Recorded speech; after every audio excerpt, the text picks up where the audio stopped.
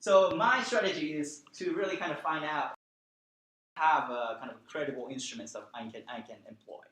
And I came up with two, and again, you can just push back. And so one is, so I came up with two instruments. One is distance from the dollar.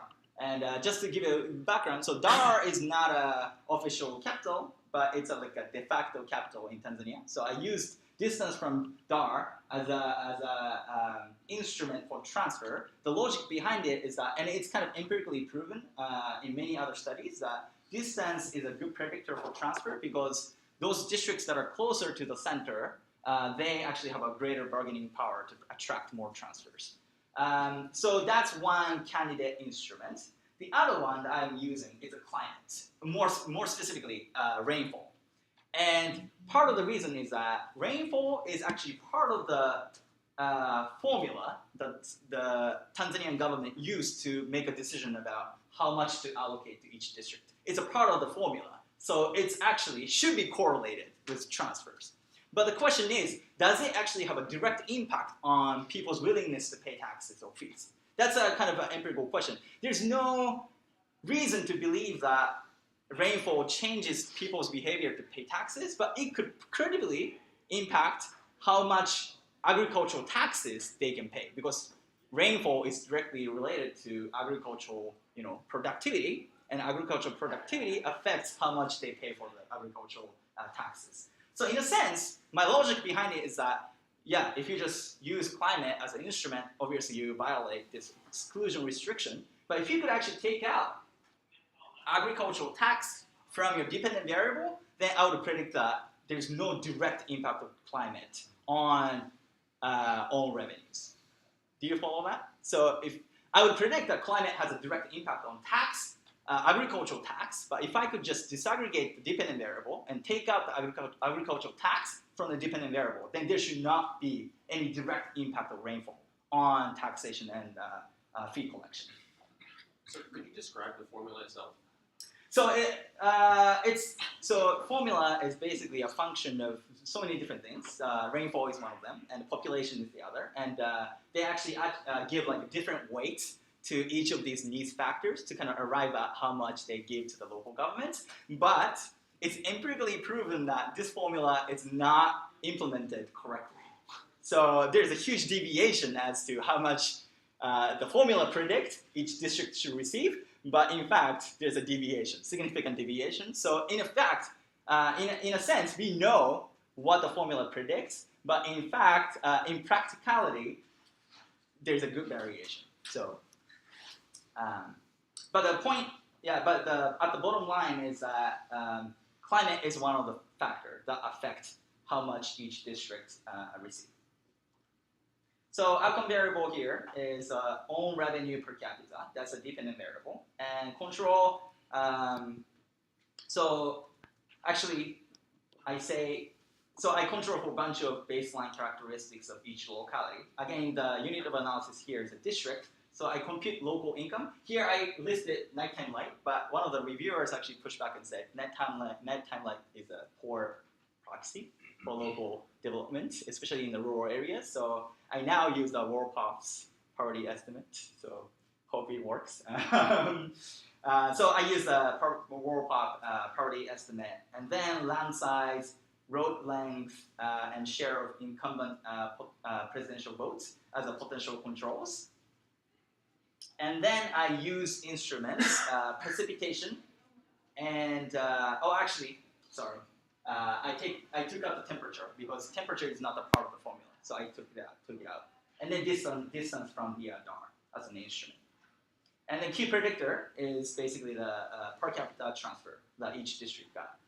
Can you explain how climate actually works in the formula? So presumably, there's more rainfall is not a larger government budget, right? So yeah. Is it like the share of precipitation that the district receives? No, it's actually it's a share just to hold the total bucket constant. So, but the formula kind of predicts that more rainfall, the greater transfers being made. Right. I mean, should this be scaled in some way for precipitation over total precipitation or something? Yeah, I think it's a good point. And presumably precipitation is very highly correlated across different districts, right? I think that's a good point.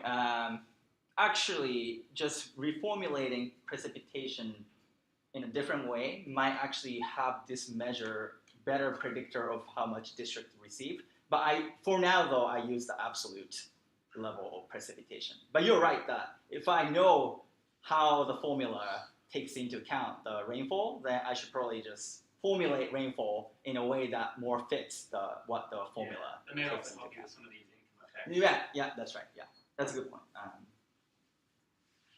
Yeah, but for now, yeah, I use the absolute level of precipitation. I'm just going to show the first stage regression. So basically, the dependent variable here is transfer, and then regressing on a bunch of covariates plus external instruments that I'll be using. So precipitation, I use kind of, again, this is a quarterly data. So T means each quarter. So I used, T minus 1, T minus 2, T minus 3, and T minus 4 for precipitation, and then kind of used it as a covariates to predict how much transfer was made to each district. As you can see, I kind of separated these two analyses for urban and rural. And as you can see, all across these models, actually precipitation, especially T minus 4, actually is the greatest predictor for the transfers. And this might be because of the formula, the way they kind of take into account the precipitation. That might actually kind of tell us more about why T minus 4 has the greatest kind of It's also rainy season, right? That's plausible, but the model is not kind of set up to T minus 4 doesn't necessarily capture rainy season because T minus 4 could mean different things for each different time period. So your data is quarterly. Yeah, that's right. It's data is quarterly. So, but generally speaking, though, the X-test of all the excluded instruments are statistically significant, and that kind of gives me assurance that these are kind of reasonable instruments. Do you consider tourism as a factor? Is it a major income? Meso factor, right? But can you be more specific about your? Like tourism, geospatially where the major tourist areas are, is that impacted like how much they might get allocated money from the government? Like I know there's another airport too within the country, like that area. How does it's not So how much tourism how there much, is? like I think how much percentage tourism is like part of the economy? Is it a major share in Tanzania or not? No, I think that's certainly not a part of the formula, but certainly tourism affects the local economy, which in turn might affect their own revenues. That's plausible, and that's certainly something that I didn't really take into account. But it's plausible that tourism. If you're taxing tourists, then presumably the government might lower the transfer. If it's like an area with game reserves and Hotel tax tourists are being Yeah. taxed. I see. Or guest house and Yeah. those. Very heavily taxed. Yeah. No, I think that's a good point. Is there a different formula for urban and rural areas, or does the government implement the same? It's the same. Okay. Yeah, but again. Like, why should rainfall predict how much an urban area gets? Oh, but urban areas still actually have some agricultural aspect to it. It's not like purely urban. It's just an administrative distinction that they made. So essentially, they still have the whole formula is kind of set for all districts, and they don't distinguish between rural and urbans. But again, there's some uncertainty about how they're applying the formula to arrive at the numbers. Any other? Just on that point, I mean, Yeah. what's the role of rainfall in the formula supposed to be? It's I- posted. Yeah. So why? I'm surprised by that. I expected Yeah. giving more Drought money where there's conditions, drought. yeah. Yeah, I think. No, I think I need to kind of look more into how kind of rainfall register and the kind of logic why they kind of set up the formula in the way that they did. But as it stands right now, the rainfall, generally speaking, kind of enters as like a positive predictor for transfers, and then that's exactly what I find in the regression as well. But do they say, like, apart from what the effect that you find, when they outline in government policy, this is the formula, are they saying we're trying to actively discriminate in favor of regions that get more rainfall or less rainfall? Because you said they deviate, but like, what are the de jure rules? So again, there's significant uncertainty about how they arrived at the formula, how they arrived at the formula, and how consistently they're applying the formula. But I think I just need to take a closer look at the logic behind kind of the key prediction based on the formula and how that kind of matches my kind of first stage regression outputs. But my intuition is that yes, the formula predicts that rainfall should actually positively correlate with the transfers, and then that's exactly what I found. Why? But again, why is the question? Yeah. Why do you expect that? Oh, because of just the way the formula is kind of constructed. Okay. Yeah. So, but they don't actually. You haven't found anything where they articulate why they set up the way they did. No. Yeah. So generally speaking, I'm not going to go into like too much details about each point estimate. But what I did was basically I did pooled OLS, fixed effects, IV, fixed IV, fixed effects IV, and GMM, all these different kind of permutations of the models. But across the board, I find that basically the effects are largely positive, and effects are slightly larger, though not statistically different between rural and urban areas. But generally, I find that rural areas seem to reap better, greater kind of dividends in terms of how transfers affect local revenues. And then another pushback that I tend to have is basically, how do we know that your causal stories are correct? So I said there are two channels, right? The tax enforcement, that's one thing. And another thing is a fiscal contract kind of argument. So basically, transfers actually finance tax enforcement, but also service provision, which both kind of increase local revenues. So unfortunately, I don't have a disaggregated data on how much was used to enforce taxation. But what I could do was actually I disaggregate the transfers by two types. One is administrative transfers, which is the money that local governments had at their disposal to actually finance tax efforts and kind of just paying for the salaries of their staff, and that I can get.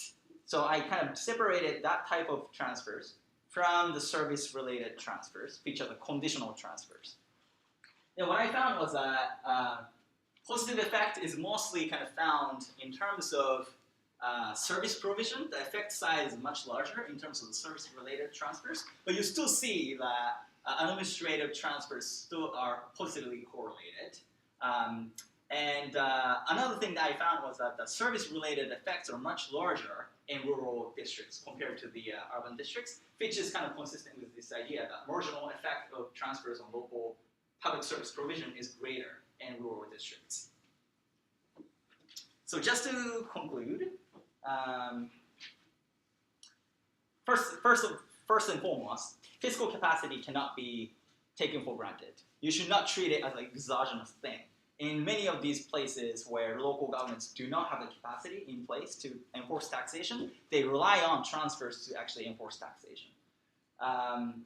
And transfers could actually enhance local governments' capacity to raise their own revenues by directly financing tax enforcement, paying for the salaries of the tax administrators, and also keeping their records updated about how much tax, how much local tax base is worth, or properly kind of evaluate the property in their localities. All of those administrative things are necessary for enforcing taxation, but if you cannot do that if you don't have those systems in place and you rely on the transfers to pay for those functions.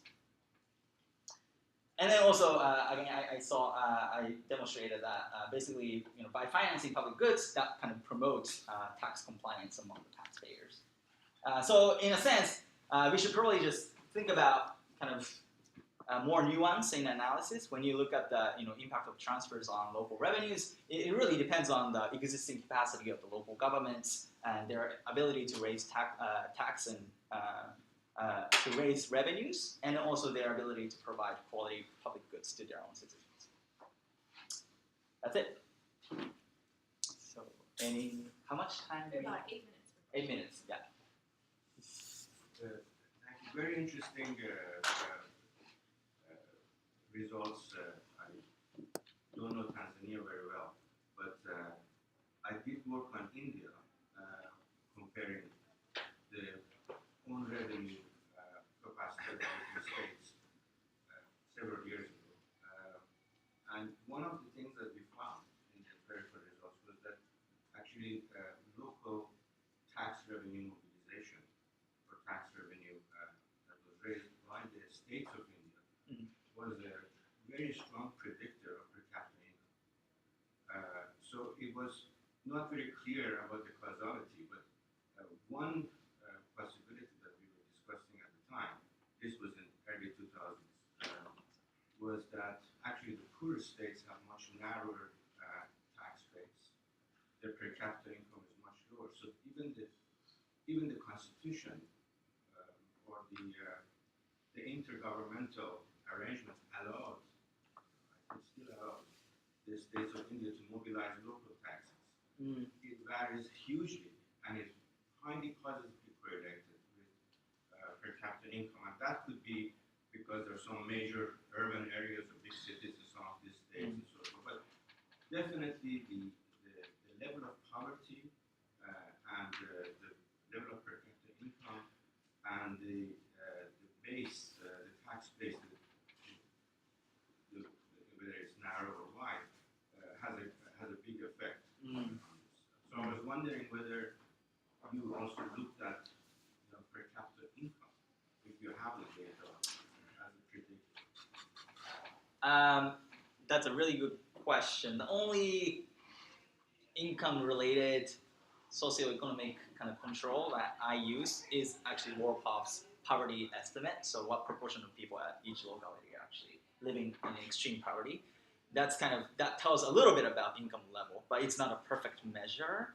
I actually don't know of any kind of average income data that's available for Tanzania, at least at the level of unit that I'm talking about. But certainly that's something that I kind of talked. That's something that I was concerned about too. That fiscal institution are endogenously determined by income, which in turn affects how much revenues they can actually raise. So there are a lot of stories about endogeneity here.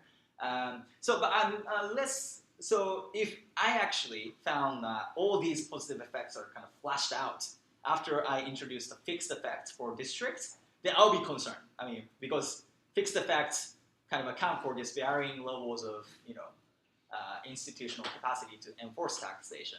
But I think that including the district fixed effects kind of partly account for that possibility. But I think you're absolutely right that income is a good predictor for institution, which in turn affects their level of tax enforcement and also the value of the tax base. Yeah. Yeah. Do you have any, in our conversation you mentioned you have surveys with the local officials.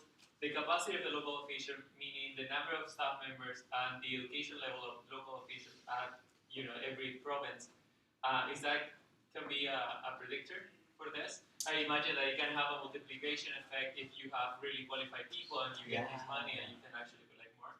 Actually, if I have that data, I definitely want to include that.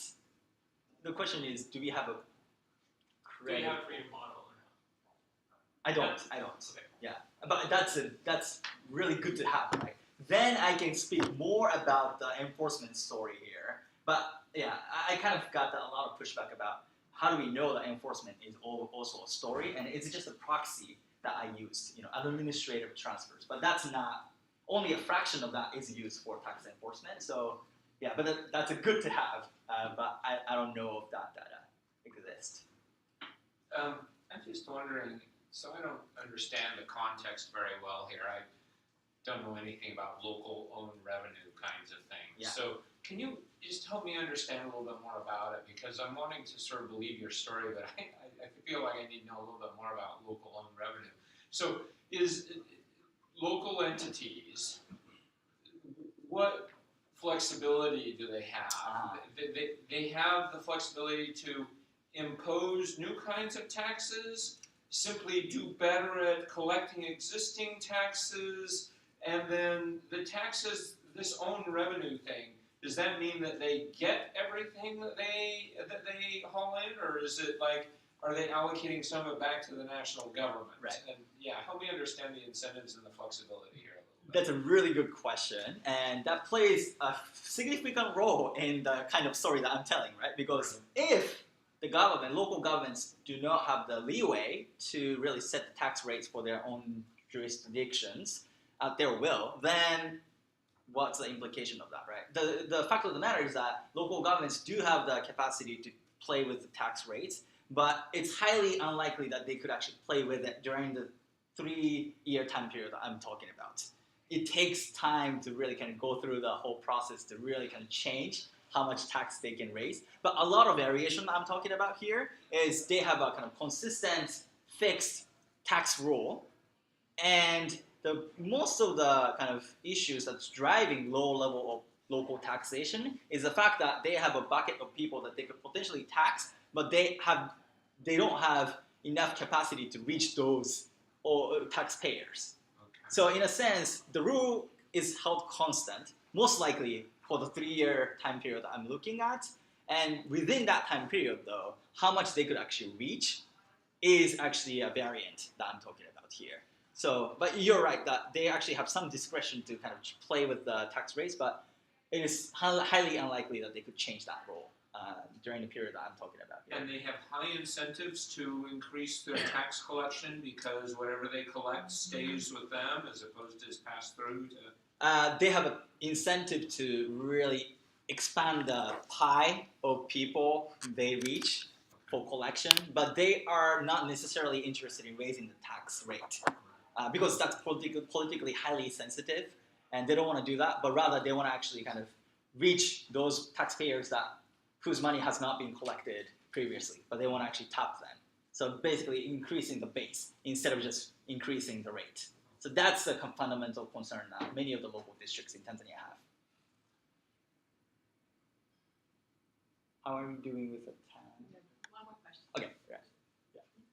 I guess I'm still lost on why this isn't primarily an income story.